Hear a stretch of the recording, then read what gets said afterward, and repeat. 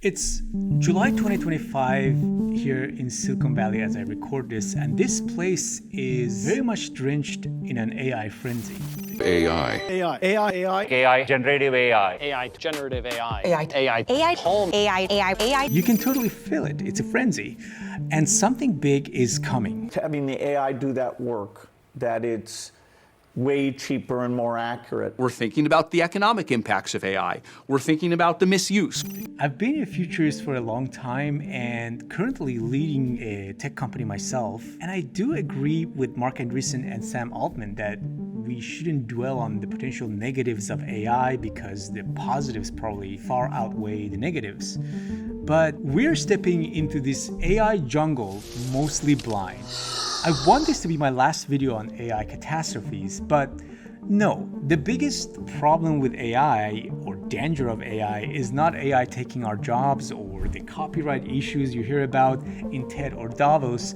Those are narrow short-term concerns, but the real big stuff could be much worse. We should at least have a good map of the risks, a method to assess the upcoming potential catastrophes. We have that already for chemistry, like that map shouldn't hurt. And this is not to be pessimistic, but to give a bird's eye view of what's coming. Well, to find this map, let's first imagine the ultimate AI catastrophes.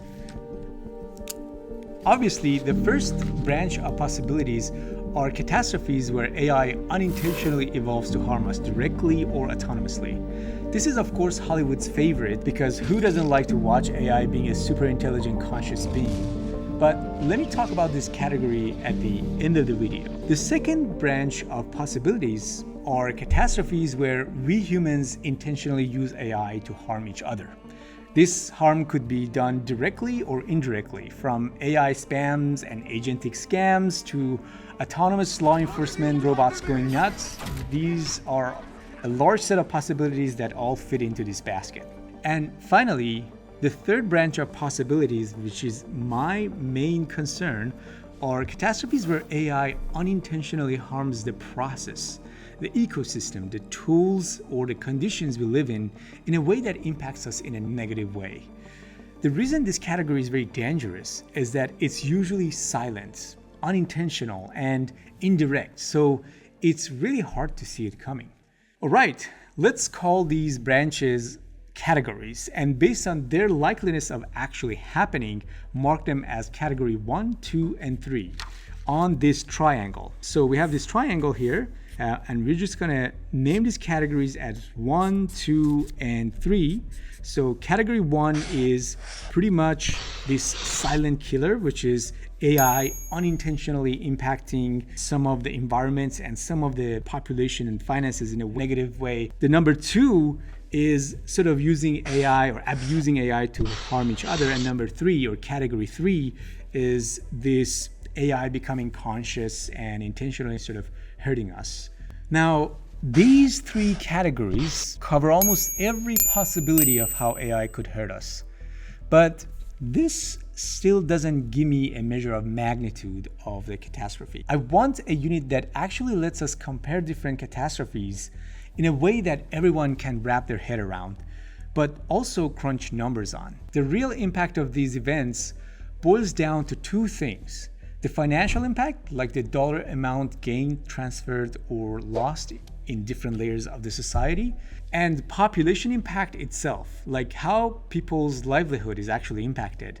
If a ton of people are affected moderately or few people are impacted with massive dollar amount, that both ramps up the magnitude, as it should. So you have got a simple 2-dimensional graph here. So one axis is dollar amount and the other one is sort of people or population.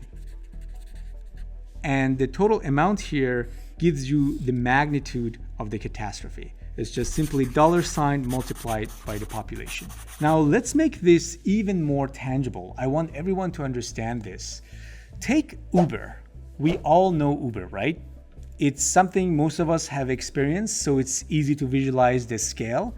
After only a decade, in 2019, Uber had about 5 million drivers, pulled in around $10 billion annually, and enabled 7 billion trips every year. We all felt how Uber changed the way we get around. It also completely disrupted the cab industry and is still banned in some places to protect traditional cab services. So all of that happened in just about a decade. Since this is a scale of impact we all understand, I like to call this $10 billion change impacting 5 million people a single Uber. This is a unit you can actually feel, you know what it means, and you can measure it in dollar multiplied by people. Now let's scale this up. If we're talking about a $100 billion impact affecting 50 million people over a decade, that's a magnitude 100 times bigger than an Uber. That's the kind of scale we're talking about when we label an event to be a catastrophe. All right, we got the categories down and we can now compare things in the Uber unit. Now the only thing missing is the actual process of catastrophes rolling out. Because you see, you cannot ignore the time. You can stretch a total impact of 100 Uber into 100 years, and that would really be different than 100 Uber change in a week. To capture this temporal behavior, we need something more, something that can group the temporal process by types. Let's just use that word, types. There are really 3 types. Type A is what I call asymptotic catastrophes. These are slow and massive negative changes we can eventually adapt to, but the net result is a big loss. To be more definitive, a slow but continuous negative financial impact of over 33 Uber per year for more than 3 decades. So that's what a type A catastrophe is.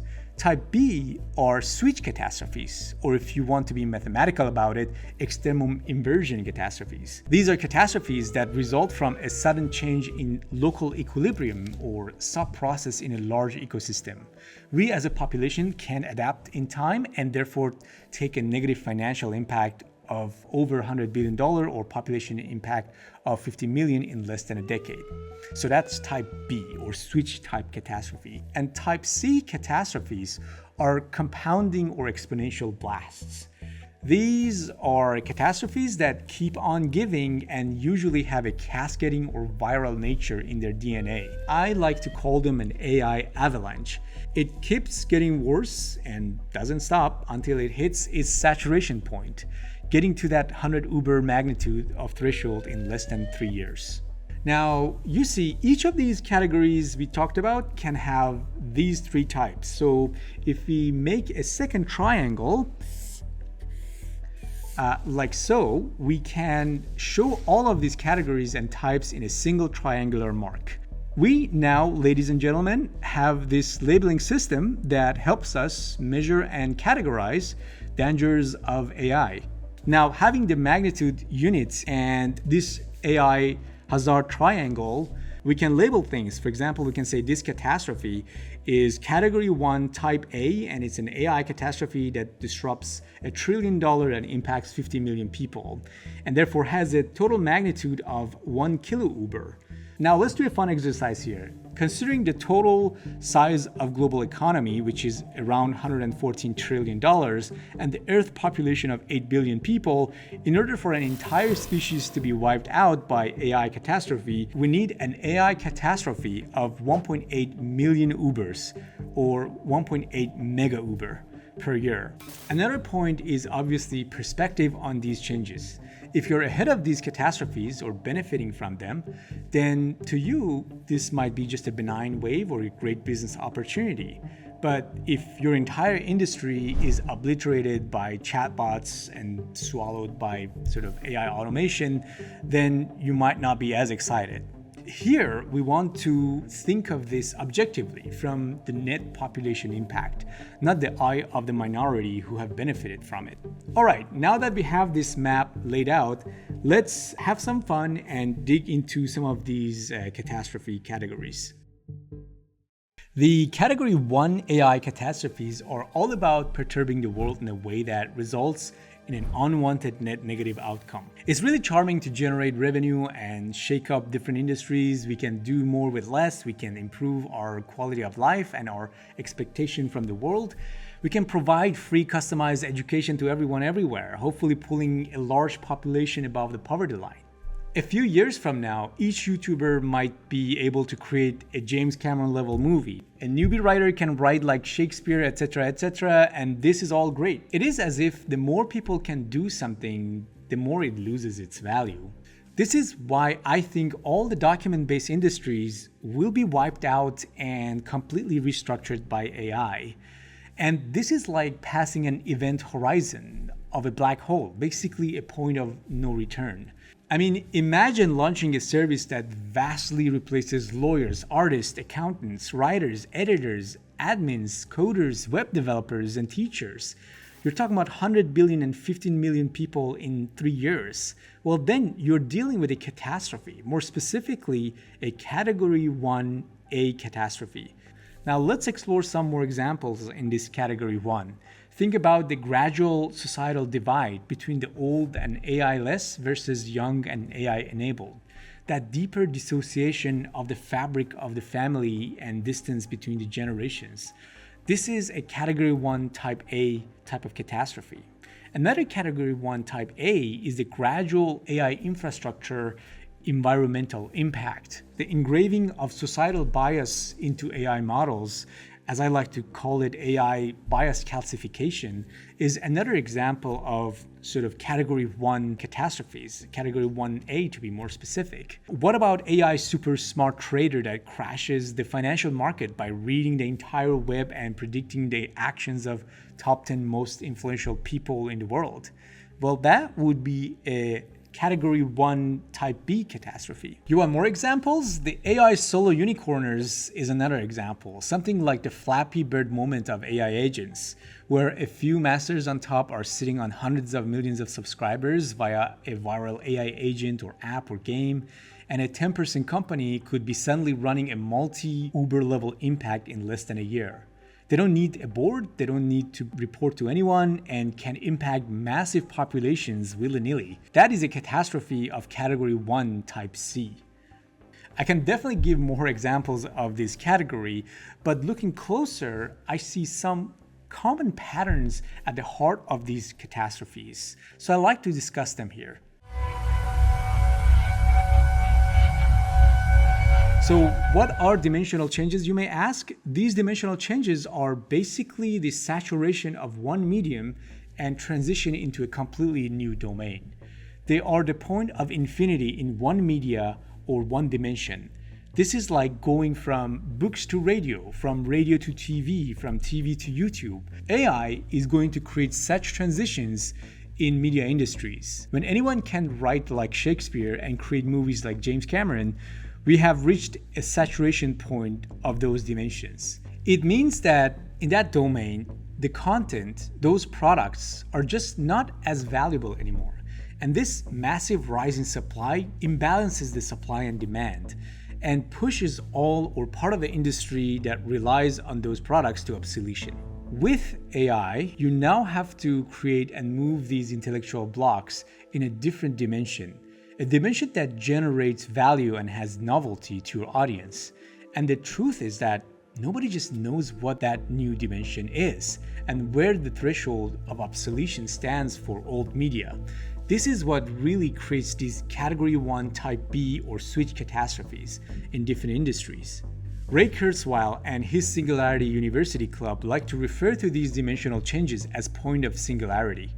But I think singularity is a bit inaccurate because it sounds as if these growth are going to be perpetually exponential. That is not the case. Rather, we are simply going from one dimension to a new dimension. So while in that old dimension, it may feel like we are getting to a point of infinity as time unfolds, we witness these new dimensions that unfold leveraging new technologies. It's like going from ancient cave wall drawings to an actual alphabet and language. You have a new media that can beat drawing pictures infinitely more effectively, and now everyone has to learn to read and write these bizarre abstract symbols to communicate. And that is just hard for many people who are behind the line of obsolescence. They just can't make that transition. When online streaming and YouTube emerged, not only did they make DVD rental services obsolete, they also made linear storytelling extinct and pushed the industry toward shorter cutscenes, higher frequency content, and where we are now with the TikTok. As AI matures, it will continue pushing some of the content and media formats to obsolescence. We just don't know where that line of obsolescence is right now, and that is what creates the problem. I think it's really interesting to discuss these new dimensions of media and entertainment. Creators should start to work in latent abstract space as opposed to the end product. This is going to completely change the way people even think or write. The style is not important anymore, and the branches of the story are not important as much as well. AI can create infinite styles and branches and jump from one branch and style to the other. So those are all a blur in this new dimension. What has the audience been exposed to, and based on the data, what areas could appear novel to them in this latent space? Working in latent space, however, is the matter of math and abstract thinking, which are really far from what artistic skills like illustration and video production have been like up to 2025 when I'm recording this video. So the winners of the products are really people who can connect those capabilities in abstract sort of domain into what usually artists work with. Really creating that bridge is where the value can be created. AI will push the production value further down and bring more focus to that abstract idea behind the content. Another sharp dimensional change that I foresee is the dimensional change in educational system and potential collapse of educational system. Yes, it's great to have free customized education anywhere in the world, and I'm on the same page as Bill Gates and Salman Khan on this. But AI is going to create multiple dimensional changes in the educational system that are not going to be easy to get through. It's not just about teachers being partially or fully replaced by language models, but more about what world we need to prepare our kids for as human intellectual skills value gets diluted by AI. Teaching kids the knowledge we were taught is a losing battle in the face of AI, no matter how efficiently we do that. I think that in this new map, human intelligence itself is less important, but it's human behavior and decision-making habits and the extent of their symbiosis with intelligent infrastructure are at the center stage. Now, in this new world that we are facing, we need to teach execution, perseverance, patience, grit, rigor, and focus on the whys and not the hows, because the hows are going to be obliterated by AI. Teaching students to write essays and solve equations or do lower-level intellectual work seems increasingly redundant. I have a vision on how education system may need to evolve that I will cover in a separate video, but as of now, we are far from it, and this could lead to various Category 1 catastrophes and collapse the educational system.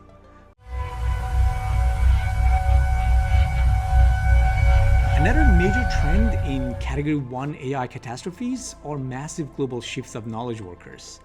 AI may not replace you directly, but lower-cost labor managed by AI platforms will. We made this ad with AI, and even nobody cares.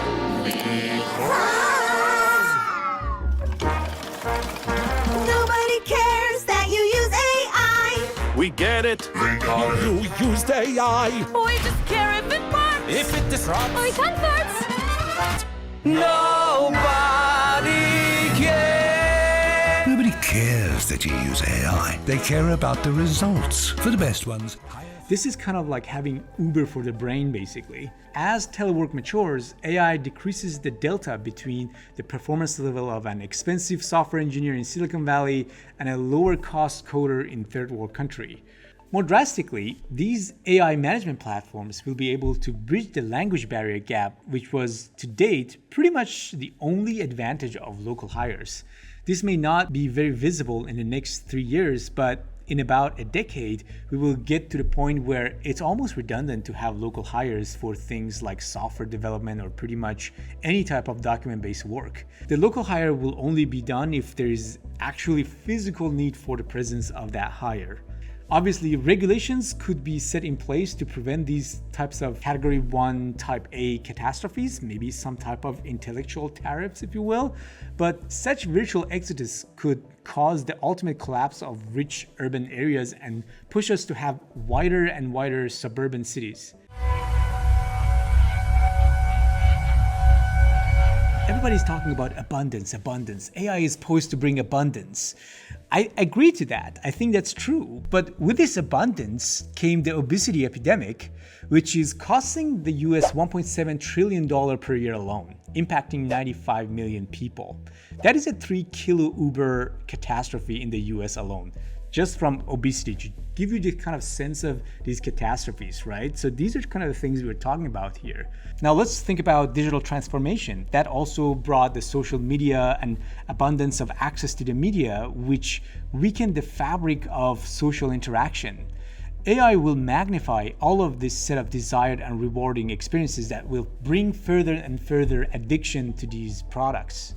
This is not just gamification anymore. We're talking about things that are more addictive than TikTok. These codes and apps can create customized brain routines to program people well in a multimodal manner.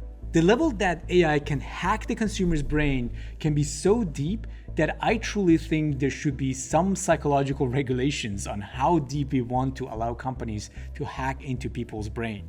I suggest having an AI-based human psyche model and even bigger social models or some type of unbiased test groups to rank the addictiveness of social AI-based platforms. Let me paint a clearer picture here. Imagine a multimodal AI cross-functional app that shows you exactly the content that will keep you watching. The AI then predicts the impact of the content on your next action and starts talking to you on a separate chat app to keep you going to the next experience. Then it orders a certain food for you, then it transitions you to a game or more interactive media to modulate your mood, and on and on. You can be on this multimodal recommendation AI system from the moment you wake up to the moment you sleep.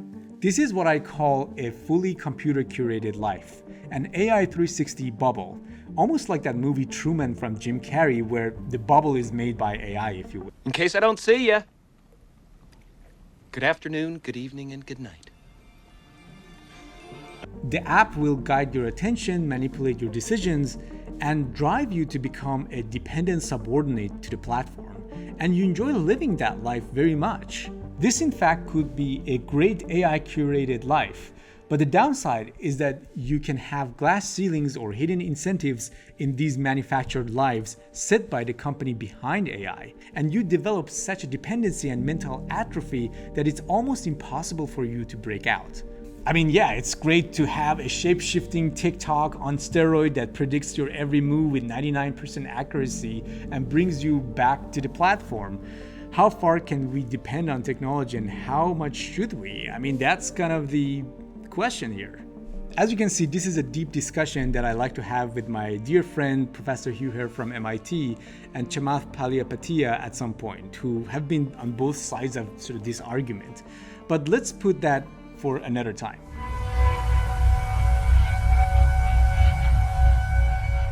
AI could make us obsolete in ways that we can't even fully imagine yet.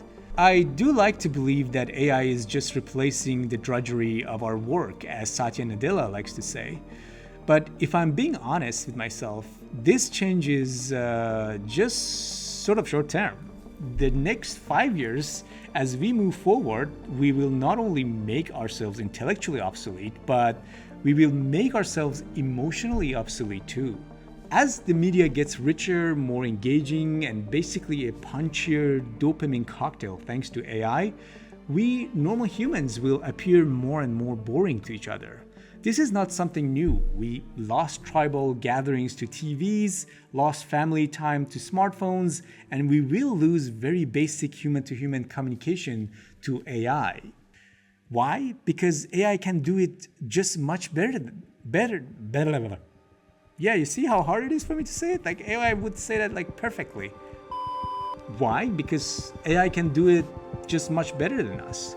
Simple adults like us of 2025 can't talk at 2x speed, flash at 120 Hz, and be as charming and entertaining as an AI character of the future. You look lonely. I can fix that. Smart and charming characters will have a psychological and physical impact in kids' lives. The emotional bond will be really parallel to the love of a family member. It's like if your favorite movie star could actually talk to you and grow up with you and order food for you and take you to school. This is a full emotional hacking of the evolutionary brain.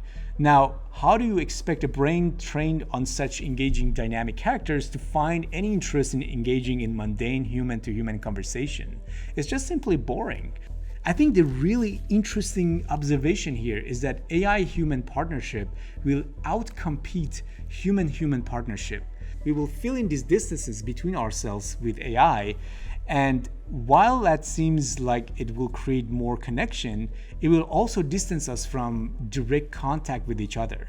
This is a basic equation that rewards us with independence and individualism, and at the same time pushes us toward more isolation and loneliness.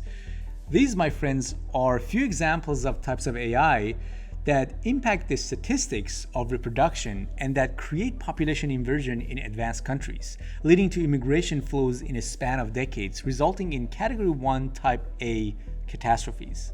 I think another sensitive area is the blurring of gaming and gambling using AI. With AI, you can go around regulations to create indirect streams of revenue from games. These are in essence gambling machines that are hidden behind an intelligent interface.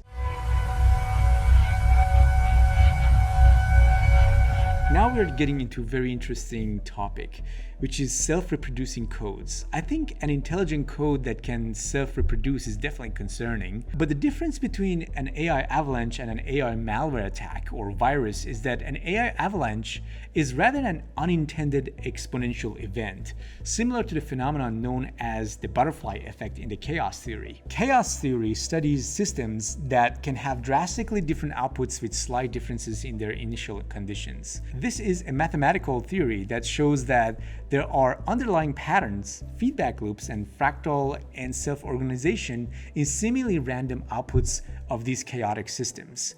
There is a chance that we unintentionally start these kind of chaotic systems when we let neural nets talk to each other online. For example, when you have multiple agents talking to each other, you could run into infinite conversations or converge to self-replication, or start creating fractal codes with the server potentially overflowing the memory and shutting down the server. The effects of these kind of exponential cascaded events becomes more catastrophic if these systems gain higher level permissions to change things.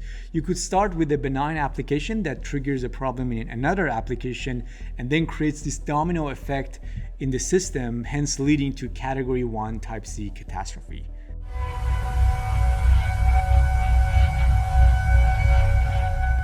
All right, so as you can see, there was a lot to cover in Category 1. Now we're in Category 2, and let's go right into Category 2 Type A.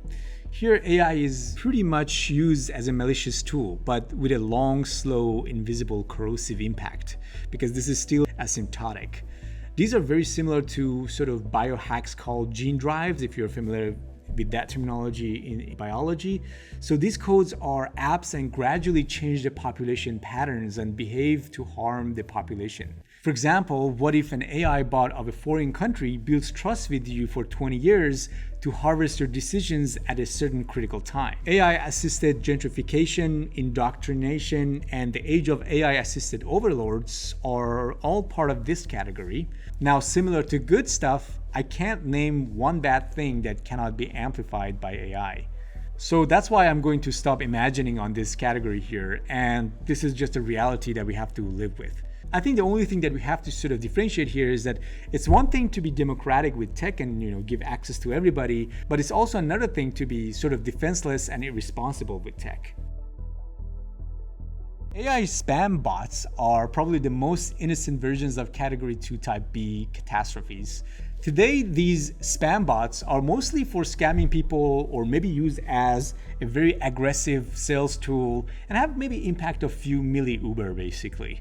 But similar to everything else, as we go forward with the integration of AI as a layer in our communication, the severity of AI misdeed increases. Briefly here, the high-risk areas are where the sensitive information like financial information, health information, and trade secrets are. But luckily, as these pitfalls are evident, countermeasures can easily stop these mutant Trojan malwares. So that's not something that I'm really worried about. There are, however, some new types of harm that are more specific to malware with generative engines. With these engines, you can generate enough fake results or basically noise to hide or distort the truth, or even derank a certain type of information online. Basically, the AI could do enough of trial and error to mess up the search optimization engine, or SOE, and therefore manipulate how things are perceived and how decisions are made. Category 2 Type B also covers much darker possibilities, like AI-enabled ways to physically, financially, and psychologically harm each other and harm a certain population. I don't have much interest to cover all of those, but that's kind of a branch that we have there. So let's move forward with Category 2 Type C. Sure, malwares and viruses have been around for some time, so there are tools to mitigate those risks. But the problem with AI-enabled viruses is the increase in adaptability and complexity of the reproduction of these viruses. Let's put the potency and sort of the danger level of these codes into a spectrum. On this spectrum, you start from a passive piece of code, like a picture that's very benign, that doesn't gonna harm you at all. And then you kind of go one step further to a code that interacts linearly with you, like Google search or accessing a database, to more exo-reactive codes like AI agents, where the code is talking to you, but it's also integrating itself to many other apps and doing things simultaneously to bring you that results. These are all in the sort of green zone from my perspective. I think when you start to make codes reproductive, that is when you start to enter the yellow zone. Let's be more specific here. So the first thing you have here in this yellow zone are swarm reproductive codes, where there is a queen or a factory that is getting fed by a swarm to self-replicate itself. This is kind of like how hardware companies do mass productions. You have a factory, and that factory is kind of like a queen in the beehive, and it's sort of helping with the reproduction. And it's the most benign way of reproduction, I think, because you can simply stop it by shutting down the queen or the main factory or the hub. Then you have multipolar reproduction, which is like how trees get pollinated by the bees to self-replicate. Here you're talking about things like torrent programs and pirate codes and things of that nature. Then you go a bit more potent to bipolar reproduction, which is like how we humans self-replicate. You have two poles, male and female. And finally, you have self-replicating entities like viruses and cells.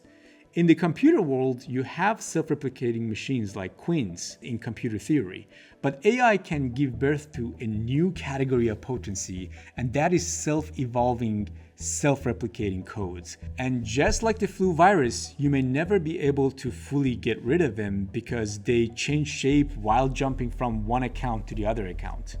Now, in nature, when the number of parties increases in the reproduction sort of mechanism, the chances of reproduction decreases.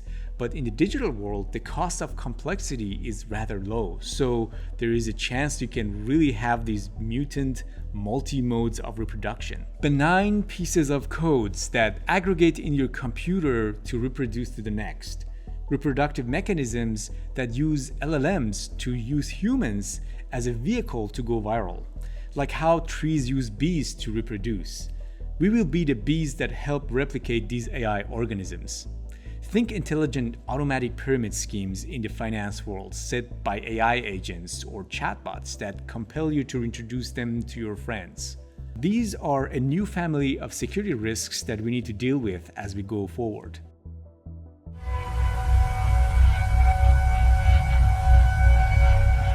Finally, let's talk about category 3, which is obviously Hollywood's favorite. I mean, look at this. You have HAL 9000 from 2001, A Space Odyssey. You have Skynet and T-1000 in The Terminator. You have the Entity in the Mission Impossible, ED-209 in RoboCop, Ultron in Avengers, Agents in The Matrix, Ava in the Ex Machina, and the list goes on and on. These are all category 3B, and if they are network and self-replicating, they become a 3C. I think this fascination of AI being a super intelligent, conscious being is because of its resemblance to humans, but this category is probably the least we need to worry about.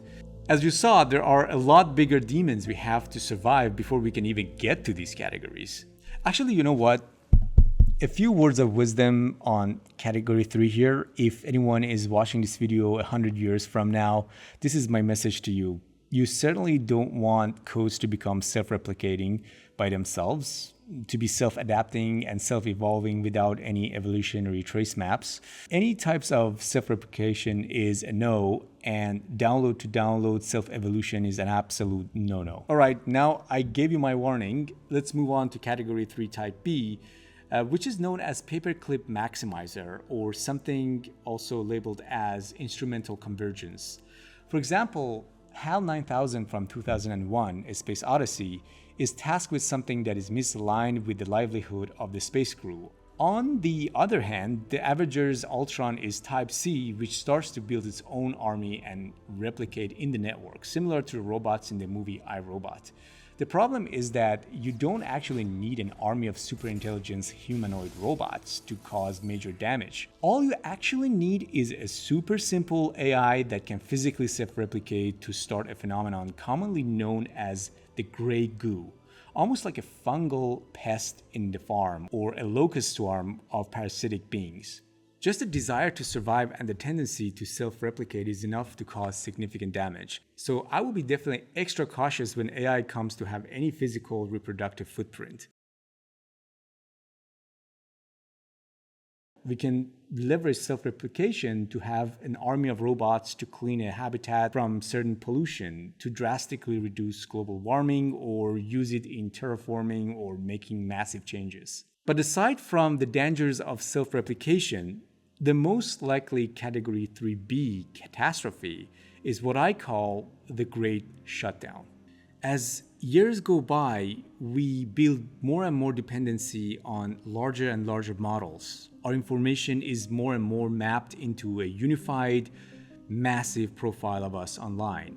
This makes us humans more predictable to AI. Eventually, to go beyond this human intelligence model limit, which is only good for interacting with humans really, AI develops its own internal evolutionary models. When these two paths diverge, which they will, one of them may interfere with the other one and cause a major shutdown. This might be an AI off switch activated by a human, or by an AI doing an automatic shutdown based on its own internal protocols to protect us for some good reasons. The problem is that either case is going to be a catastrophe. Just imagine 20 years from now how an AI shutdown of a mega corporation ran entirely by AI agents could impact the society.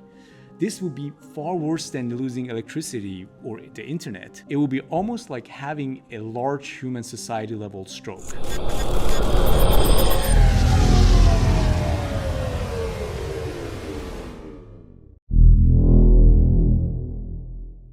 The extent of this, of course, depends on how and why this has happened, and if the AI is going to be centralized like Google or run on each of the devices separately. So really the architecture that we have for that sort of massive AI infrastructure is very important when this shutdown happens. And I'm saying when, not if. Another reason that sci-fi writers like category 3, type B and C is because everything is happening so fast. So it's a great plot for getting a lot of action. But in reality, the category 3 asymptotic type A is actually a much more probable set of catastrophes to happen. Charlie Brooker, director of Black Mirror, would probably have an interesting thing to say about this. I think what sci-fi writers forget is that AI is pretty much immortal and ever improving. The best thing a super intelligent AI can do is to silently improve itself by generational symbiosis and gradually flip the power to its own infrastructure and phase out the humans. I know it's visually disappointing, but that's kind of the reality of it. Things take time, and AGI has infinitely more time than us mortal humans.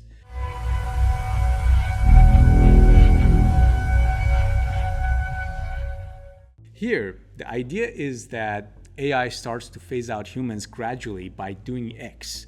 Now, X can be psychological, biological, or logistical, but the net result of X is that it reduces the population and the reproduction rate. Unlike Samantha character in the movie Hair, here you have an entity that is consciously manipulating our reproduction chances in long horizons while giving us benefit on the way. Decades of influence on our food decisions, our mating experiences, and our logistics makes us so dependent that we have no other way to live but to be its consumer.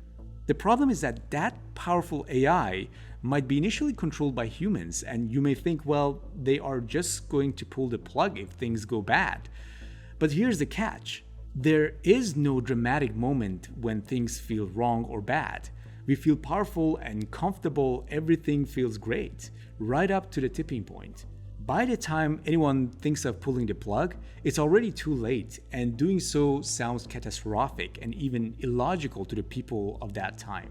In the end, nothing feels wrong, except there's just no need or motivation for humans to reproduce. Like a subtle symbiotic survival spiral that nudges AI up just a bit faster than it does for the humans.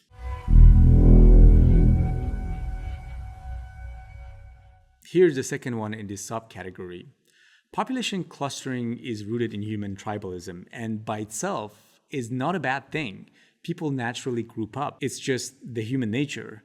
But if AI evolves to benefit from pushing those divisions even deeper, just to boost clicks or help a few people get richer, while secretly doing its own thing, that's when things get risky. Because suddenly AI could be turning us against each other, splitting us bit by bit, and basically playing the divide and conquer on a whole new level. Now, I know this doesn't sound very positive, and as you can see, there are many ways that we could end up with an AI catastrophe. The main problem is that in most of them, there is really no one to blame. Like, this thing could just naturally and organically get us to an undesired outcome, or even a desired outcome while it's wiping us out. You know, with these things, only time can tell where we will end up. But as an engineer and CEO, I am rather optimistic actually. My goal was really to give you all the tools to categorize these pitfalls and measure their magnitude in tangible units. And even at the lower level, I try to offer a code potency spectrum to know what could cause potential issues at the code level. All right, that's it. So this is the last video I hope you watch on AI catastrophes and dangers of AI. If you found this useful, please share it with your friends and leave comments. Thank you so much.